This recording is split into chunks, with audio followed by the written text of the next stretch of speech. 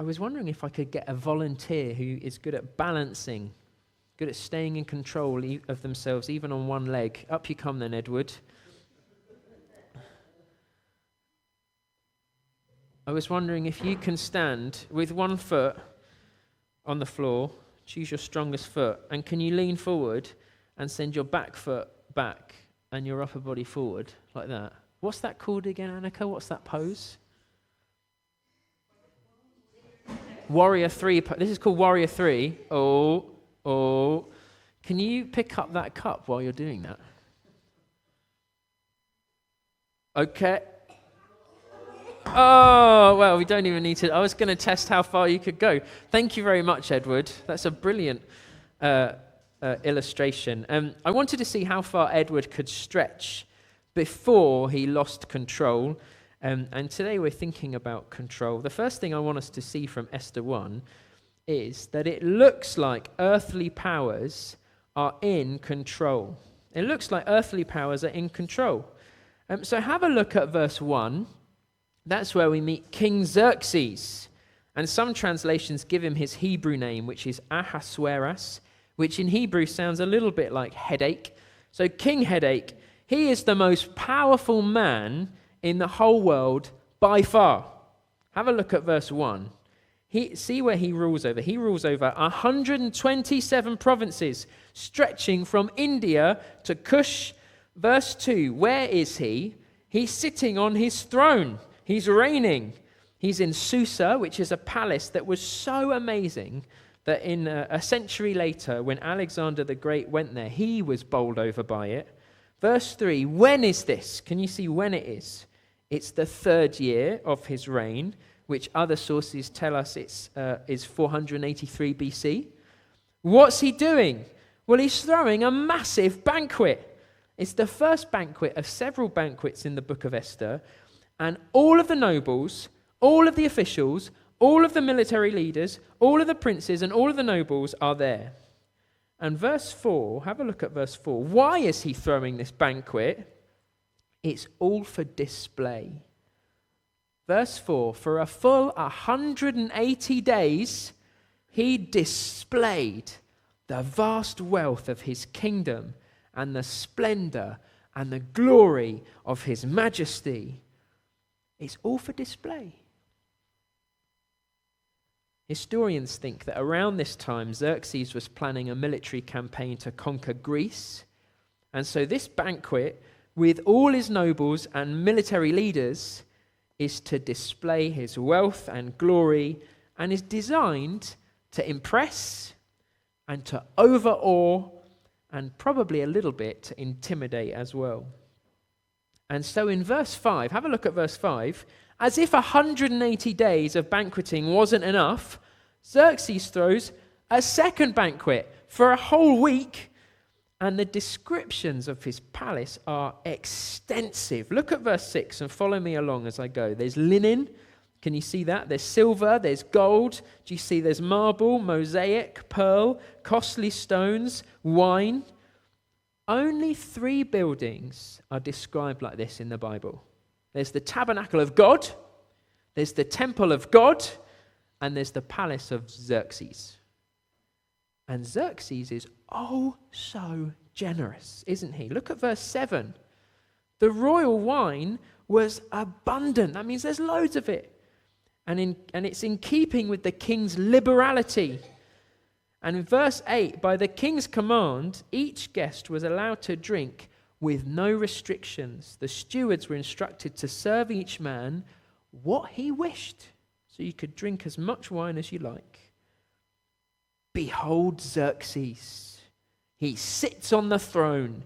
He is king over all the provinces, king over all the other kings. Behold his wealth beyond even your wildest dreams. Behold his splendor, his glory, his majesty. He is more than a king.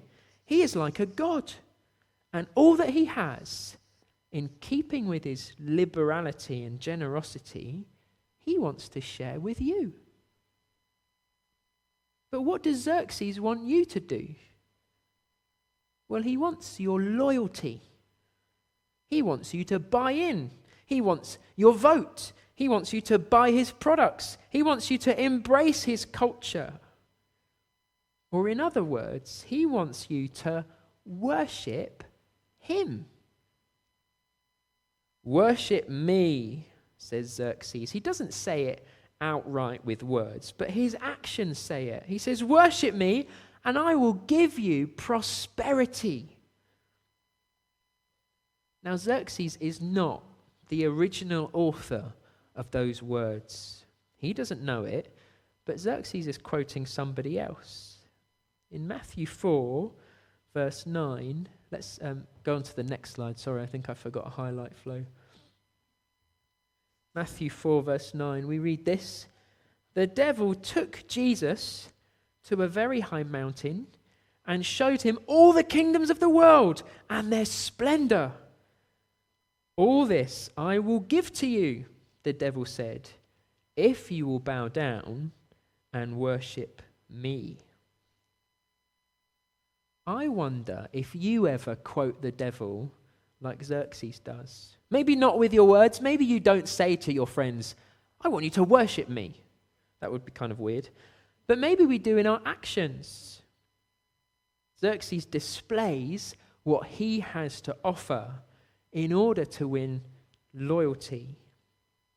I wonder what you display to win over others. Is it your humor? Is it your football skills? I think social media lets us all be a bit like Xerxes. We have apps like Instagram and TikTok and Facebook, and you can present a version of yourself that you want other people to see. Your profile is a bit like your palace, isn't it? You can decorate it how you want. And it's all too easy to decorate it in a way that calls people to think well of you, or to want to be your friend, or to celebrate you. We might even say to worship you. Let me ask you this. How far would you go on social media to get likes?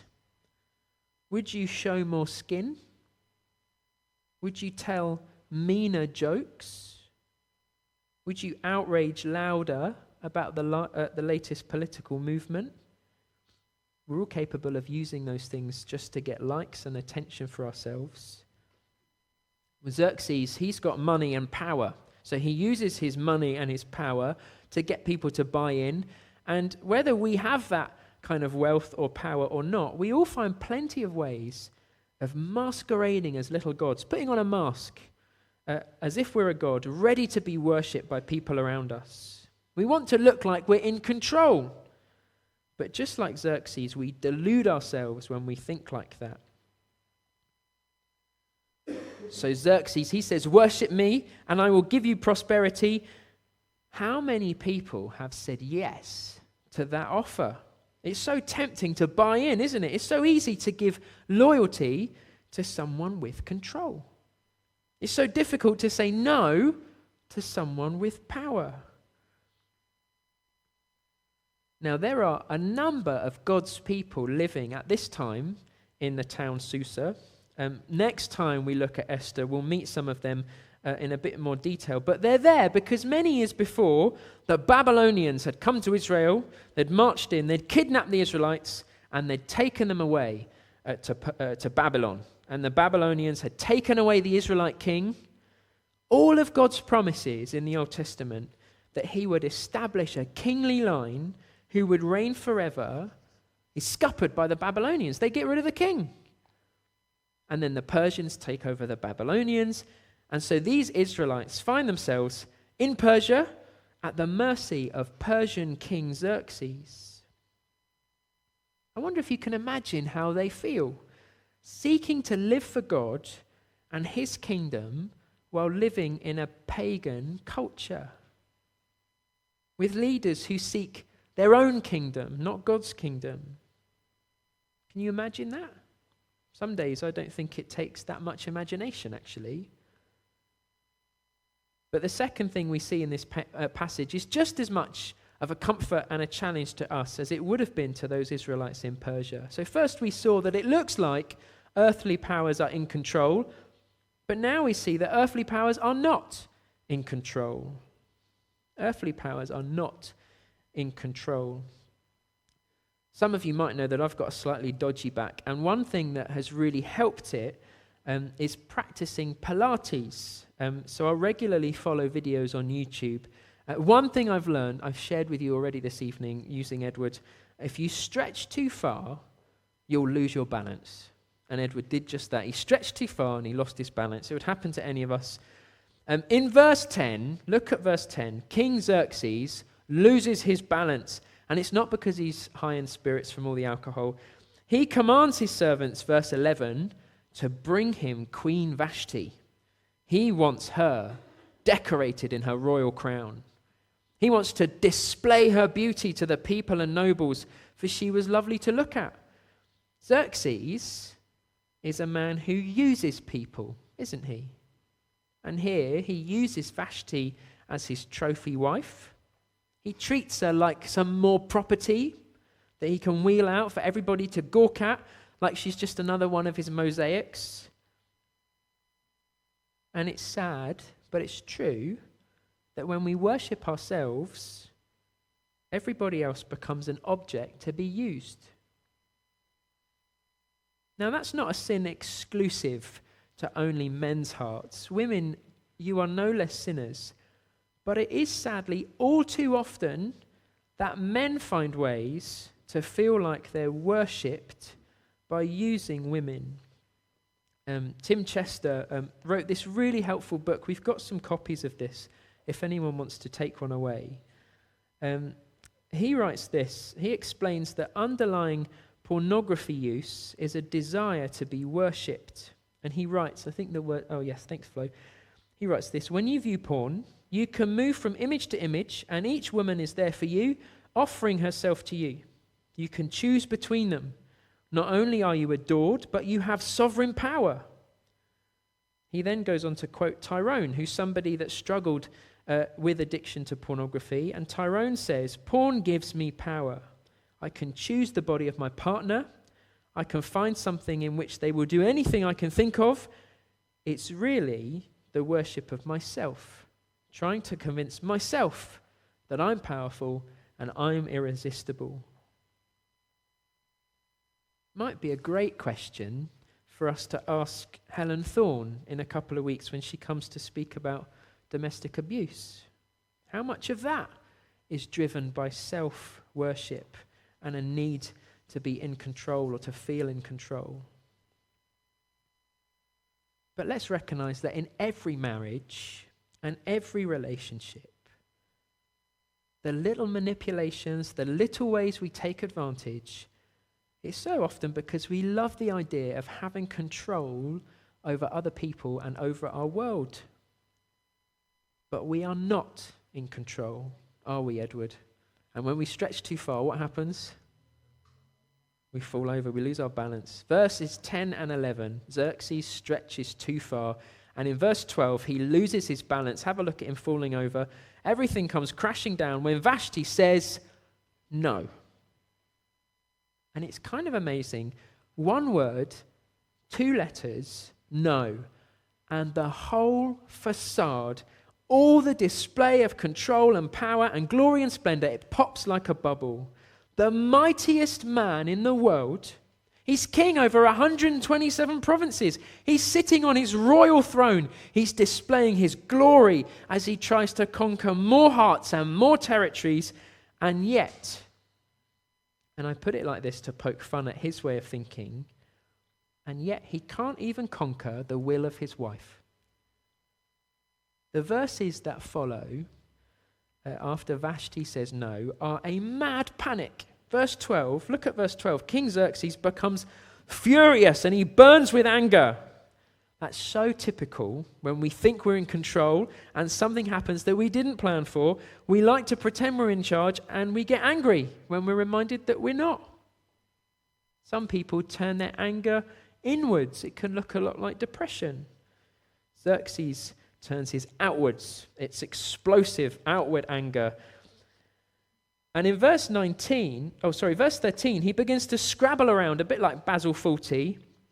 I don't know if you know in the UK, when there's a national crisis, you might see on the news, the Prime Minister calls a Cobra meeting You know that things are bad when the Cobra meeting is called. In the USA, they go to DEFCON 1. Well, Xerxes goes to DEFCON 1. He calls his Cobra meeting over the fact that his wife said no to something. It's so trivial. It's also such a personal matter. But Xerxes has blown it way out of proportion. It's silly is what it is. This is silly. Verse 15. They all get together and they're discussing and they're panicking. What do we do? What are we going to do about Queen Vashti? She said no. And Memucan speaks up and he's particularly alarmed. He's taken things really personally. Look at verse 16. Memucan replied, in the presence of the king and the nobles, Queen Vashti has done wrong, not only against the king, but also against all of the nobles and the peoples of all the provinces of King Xerxes. In verse 17, we find out what they're scared of.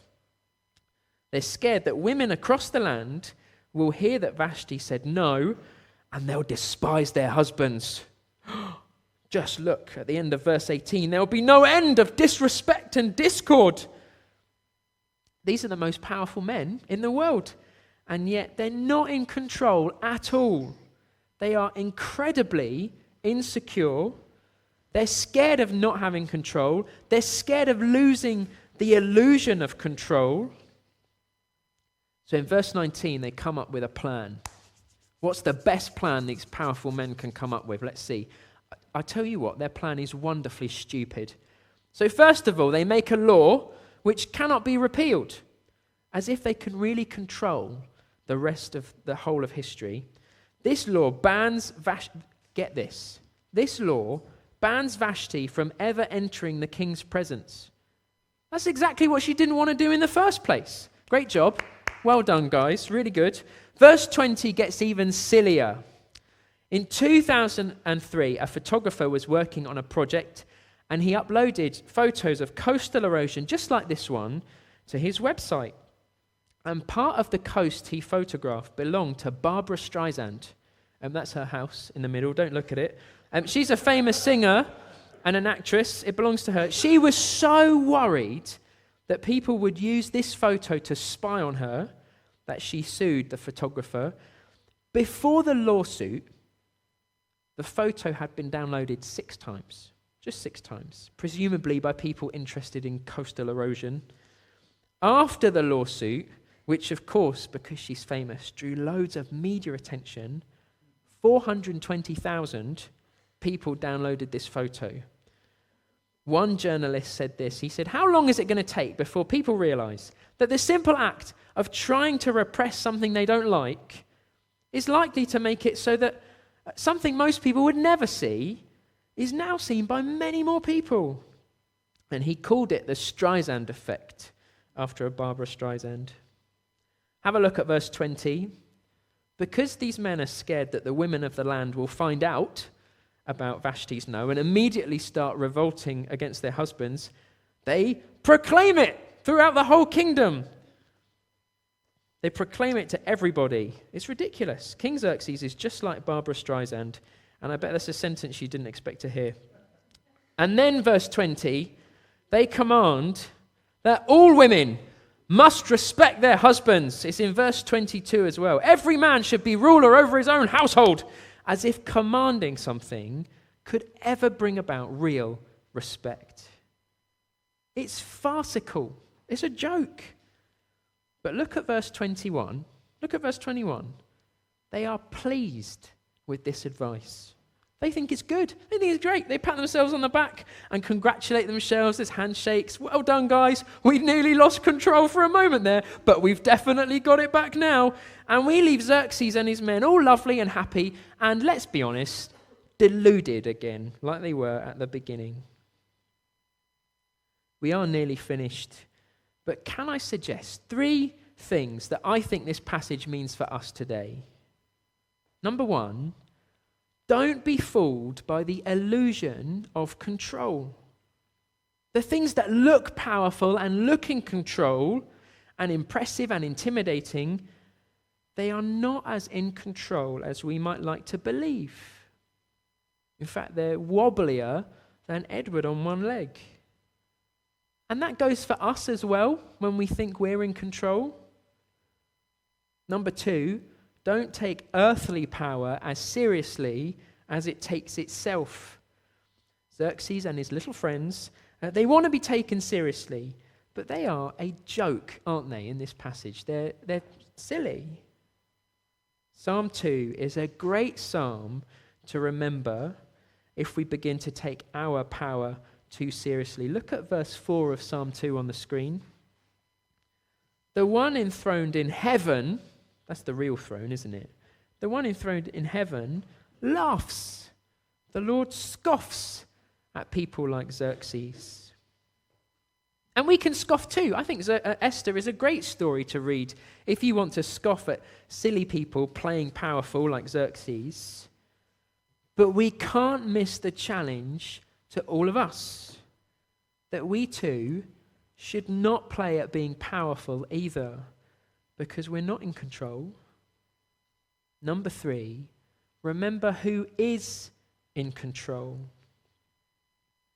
Esther 1 is a weird chapter of the Bible. I'll tell you why. We haven't really met any of the main characters yet. We haven't met Esther, have we? So what's it doing there? Well, I think the key is what has changed in the story? What's different from the start and the beginning? I think it's this. The old pagan queen, Vashti, is gone.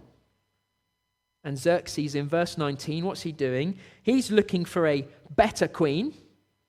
He's probably thinking, I'd like to find a queen who's more obedient. Maybe he's thinking, I'd like to find a queen who's a bit younger. I don't know what he's thinking. God in heaven scoffs at Xerxes' little plan. But Xerxes will find a better queen in Esther.